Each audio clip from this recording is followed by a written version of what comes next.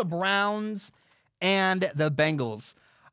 Going into this game, I said that Baker Mayfield needed to play well. He did. The Browns won this game 37-34. It was such a good game. Oh my goodness. I loved it.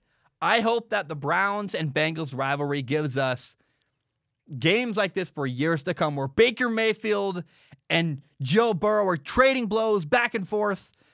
Oh my gosh. I thought the Bengals scored the game-winning touchdown. Then the Browns drove down the field. Rashard Higgins had this crazy catch, set up first and goal. Oh my. Wonderful, entertaining, great football. And I don't know, man. The Browns quarterback Baker Mayfield had 5 touchdowns. 22 for 28 passing, had a game-winning touchdown.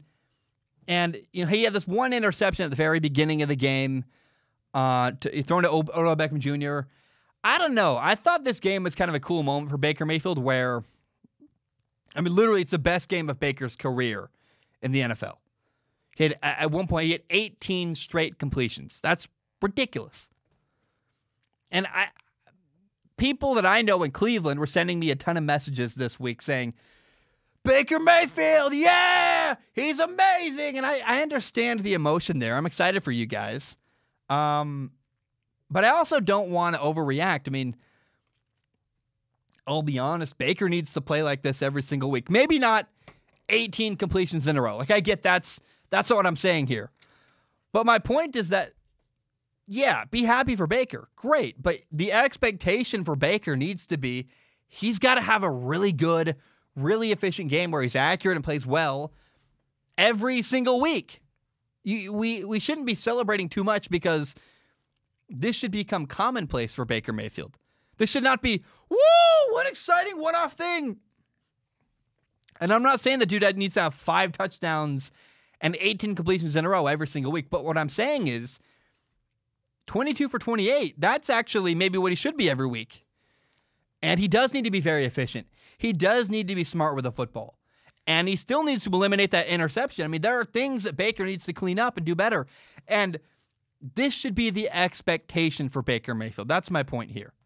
Hold him to a little bit of a higher standard before you go, woo, one good win, oh yeah. No. Let's hold him to that standard every single week. Now, Browns receiver Odell Beckham Jr. tore his ACL. He's out for the year. I feel bad for the guy. It's not fun. It's terrible.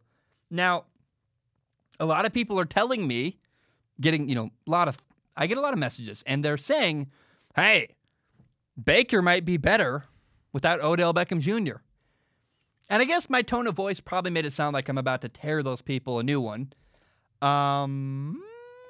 There might be something to that, though. There might be something to the theory that Baker might be better without OBJ. Now, a good friend of mine, Brett Coleman, I'm sure would fillet me for saying that. He would be like, well, you're always better with a great receiver. And yeah, like in Madden, you're always better with Odell Beckham Jr. But I've wondered this for a while. Is dealing with OBJ complicating things for Baker Mayfield when he drops back? Where you have a guy whose ego you're trying to feed, not to mention you're forcing some throws where you're like, we know he should win one-on-one matchups, but you're overthinking it. And the chemistry with Baker and OBJ has not impressed me all year. And so I guess the final point I'm going to make about Baker Mayfield, it's not worth talking about much more. It's, I think, somewhat of a conspiracy theory that Baker might be better without OBJ. But time will tell. And as time goes on, we're going to learn whether or not Baker is better without Odell Beckham Jr. But I'm also not going to rule it out. It's possible that having OBJ in there does change the decision-making paradigm for Baker Mayfield, and maybe he will be better without him. It's possible. Now, rookie tight end Harrison Bryant had what I felt like was a breakout game on Sunday. 4 catches, 56 yards, 2 touchdowns. So Austin Hooper, the regular starting tight end, was out hurt.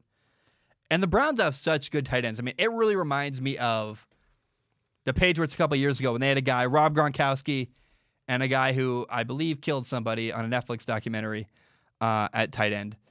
And I don't know, man.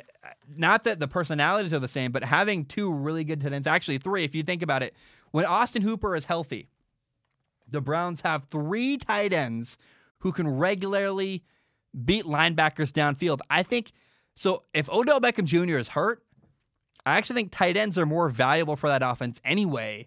They help in the running game, they help with numbers in the box, and then, oh yeah, by the way, play action, you find your tight ends.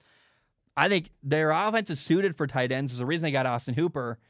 And I just think that OBJ may be overstated. I think if they lost two of their tight ends, that'd be a really bigger problem with the Browns than losing Odell Beckham Jr. Odell Beckham Jr. is kind of a luxury. So keep your eye on that. The tight end situation is what's interesting to me in Cleveland. Now, by the way, Kareem Hunt was such a steal. Getting Kareem Hunt on the Browns. The dude had 3 catches, 26 yards, and a touchdown. Also had 18 carries for 76 yards.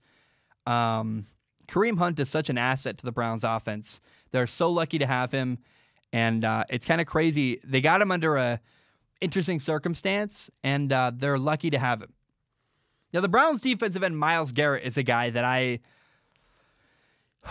constantly fascinates me because I don't understand why NFL teams have not caught on yet to the fact that you simply cannot leave Myles Garrett in a one-on-one situation. It's just not going to happen. I watched the Bears game. The Rams are constantly double-teaming Khalil Mack. I watched in that same game, Aaron Donald is constantly being double-teamed because people have understand, hey, you can't leave Khalil Mack or Aaron Donald in a one-on-one situation. For whatever reason, the NFL is stupid and can't figure out, hey, Myles Garrett's going to win one-on-one matchups if you leave him in a one-on-one matchup, particularly sometimes with a backup left tackle. Are you kidding me, Bengals?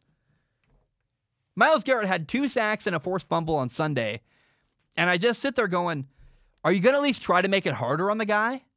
Why is he in so many one-on-one matchups? I don't understand. I don't get it. I also want to give credit to the Browns. Steve Wilkes had a really good blitz at one point where I went, I don't know how you defend that. Joe Burrow was kind of dead to rights, and it's just a delayed blitz where there's nothing you can do.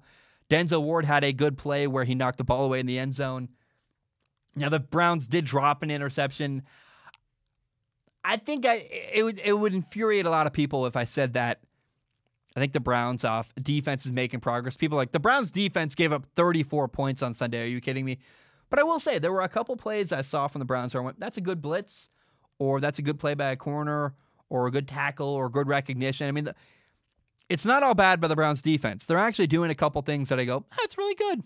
Like Joe Burrow is just also a really, really shockingly good rookie quarterback. Now, I want to talk about Joe Burrow because, and to say Baker Mayfield, I meant Joe Burrow. Joe Burrow is incredible. I am so excited about the career of Joe Burrow. He did enough to win this game. He had 3 touchdowns. He had 406 yards passing. Had an interception. I think it was one of those moments where it's a learning moment for Joe Burrow, where on the goal line, you got to put more air up and under the ball, throw it up in the air, let your tight end or receiver, whoever it was in the end zone, run under it. He tried to throw it more on a line, got tipped in the air, got intercepted. Learning moment for Joe Burrow. I think Joe Burrow works very well with the head coach, Zach Taylor, in Cincinnati. I have been very skeptical of Zach Taylor. So far, I actually think that, at least on the offensive side of the ball, Zach Taylor's a really good fit with Joe Burrow. And then A.J. Green and Joe Burrow are finally developing chemistry. And it's kind of sad. The margin for error for Joe Burrow is so low. He cannot afford to make any single bad play or else he's going to lose a football game. It's very, very... You look at guys like Justin Herbert has a way better roster around him than Joe Burrow does. And I think it's actually, at least for the development of Joe Burrow, it's good. He's growing up fast. He's learning hard lessons that the margin for error for Joe Burrow is really harsh and it's really small, but in the long run, it's going to make him a better quarterback. And he's so attentive to detail. Now, the thing I was going to say that really excites me, Joe Burrow and A.J. Green are finally developing chemistry. They had a couple back shoulder fades against the Browns. A.J. moved very well on Sunday. I think this is the first time I've watched A.J. Green. Did I say Brown? This is the first time I watched A.J. Green play all year where I went, okay, wow. AJ Green looks healthy. He's moving well. He had good chemistry with Joe Burrow. I am very, very excited for the future of the Cincinnati Bengals. I like what they're doing. I like what they're building. And I see good things ahead in Cincinnati.